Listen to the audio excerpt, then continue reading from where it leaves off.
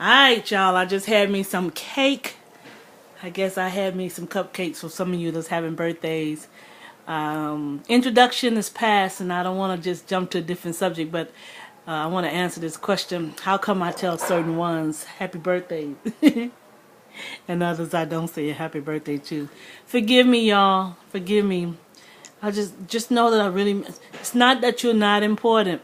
They say that when you begin to say happy birthday to certain ones, you're being discriminatory. Partial is what I was told. I'm sorry. I'm really sorry. There's some people, and I'm single. Some of them you be trying to flirt with, No, I'm just kidding. I'm kidding. Okay. Let me close this door.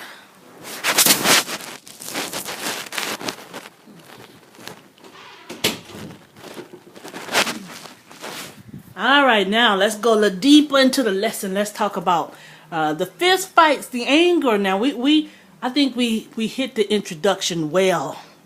I believe we covered every point in the introduction. Okay, so now when we go over to our subject, this is what we started off. We talked about football and we talked about being on the offense and the defense. And we talked about a courtroom being the plaintiff and the defendant.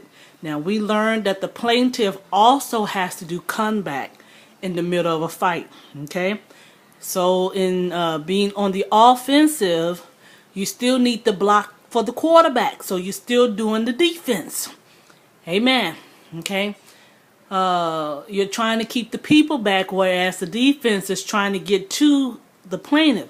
And so in trying to keep them back from getting to the quarterback, you have to push, you have to shove, you have to hold, and so you're in a fight. You're in a struggle. Amen. Okay, so let's talk about this struggle. Let's talk about this fight. And we're going to be real now if y'all can't handle this. Because even in saved marriages, y'all, I know some of y'all, the Lord didn't give y'all to teach this. Okay? But even in saved marriages, you have comeback. You have a plaintiff and you have a defendant. As you grow, you adjust. And the adjustment can be uncomfortable. Amen. Especially like I stated earlier, you were single. It's hard to adjust. You don't want to give up the single life, but you love some of the portions of it. And especially being saved, you can't hold on to just the fornication. Because, some of us single women, and like the way I used to be, all I wanted with was the fornication. I did not want to be married when I came out of my marriage. I just wanted to have sex. And as I taught y'all, sex soothes. It comforts. Sex soothes the raging on the inside of you, the hurt, the anger. Just to have someone, there's a desire to make you feel good. Yeah, feel like you're covered. Feel like you're protected. And so we wanted that temporary high. Amen. But then some women, they want to be loved. Ooh, that's a big word. Because a lot of them will settle for just being occupied. Some marriages is just being occupied. Just someone is there.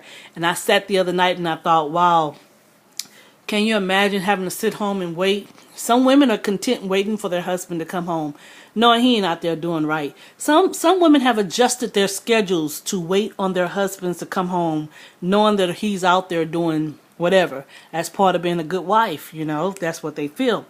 A lot of times we ask ourselves, are there any good men out there who can be faithful? We talk about the godly man. We talked about living in flesh.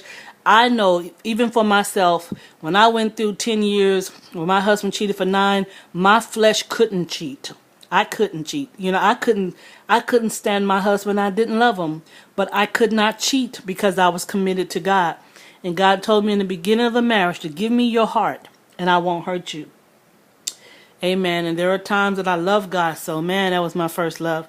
I found myself in this situation talking smart to the Lord.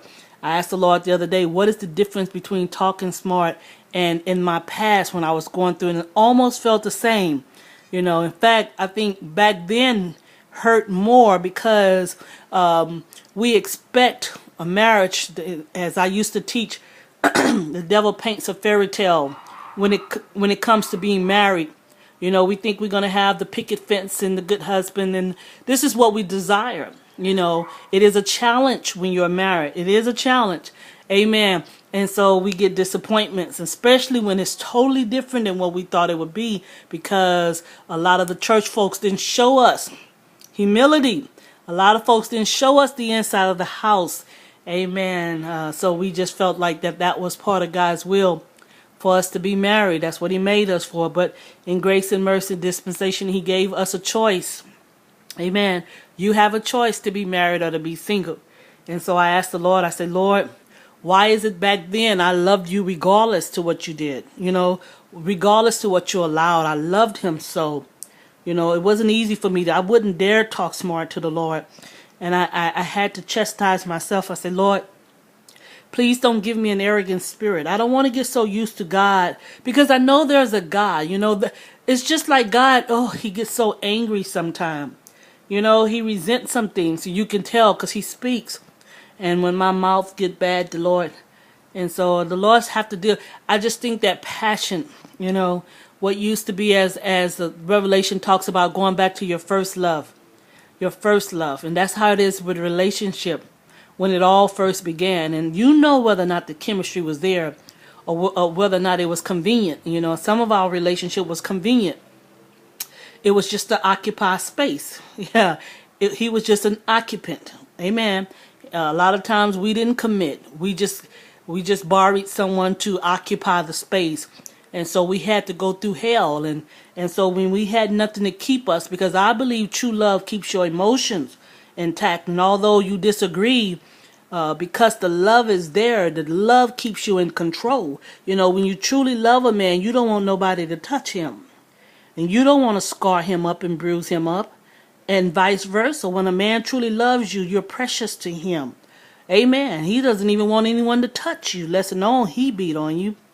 And so when we get into relationships to where we go in blindly and we have no control, no prudence, and we're babes, immature, and we have a fantasy in mind, the first blow, it probably take us by surprise. And I'm talking about church folks. Amen. Because some of us, before we got into church, we walked away. Amen. And like I said, there are some gentle women who will probably sit there and allow it to happen too, even outside of the church, because of their upbringing. Many of them saw their mothers, their parents went through it, and they saw the beating and the bruise and the cheating. And so they tend to, I would say about 50% of them tend to go through the same way mama went through. Whereas some of them steer away from men like mother had. Amen. And so then there are the ones that are not in the church. And sometimes we that are in the church, we act or react the same way they react or the way they respond. And so let's talk about that. Let's talk about the way we respond in the church. Yeah, because, we get to the point sometimes that rage on the inside of us, that anger. For some, that it's like you're trying to grab something. Stop it, stop it, stop it. You want to say, stop doing it. It's like you get frustrated. And before you know it, you just black out. A woman, and I can only speak from a female, because some men, if I can look through their eyes, they seem like they walk in this frustration. Sometimes you can marry into a relationship where the frustration is already there. It's already there. And so it's not going to take him much before he can't handle anger. And so he has to beat. In frustration, he has to hit out. Now, if you look at a female, it takes her a while, some of them. But emotionally, they can't control themselves. And so in rage, they begin to act out and pull because they need help. They're really trying to make themselves feel better. So whatever works for them, amen. Whatever works, and it's not even so much as control with some men. Sometimes they deal with anger. And so in rage, they strike. In females, they deal with anger. And so in anger, they strike and they hit. Even in the church, it took me almost a year, 7 months to a year. And then the Lord stopped me after a couple of months. I had to deal with it without being frustrated. And so I had to go through stages and levels. And I know this is only going to allow me to pull up 10 minutes. So I'm not going to even try to go for 10 minutes. But it happens. And so how do we deal with that frustration as female? What does the Bible say? We're going to pick up from there. We're going to talk about in the book of Matthew, and God given Moses commandment to allow them to divorce for fornication only. Amen. But in the beginning, it was not so. Amen.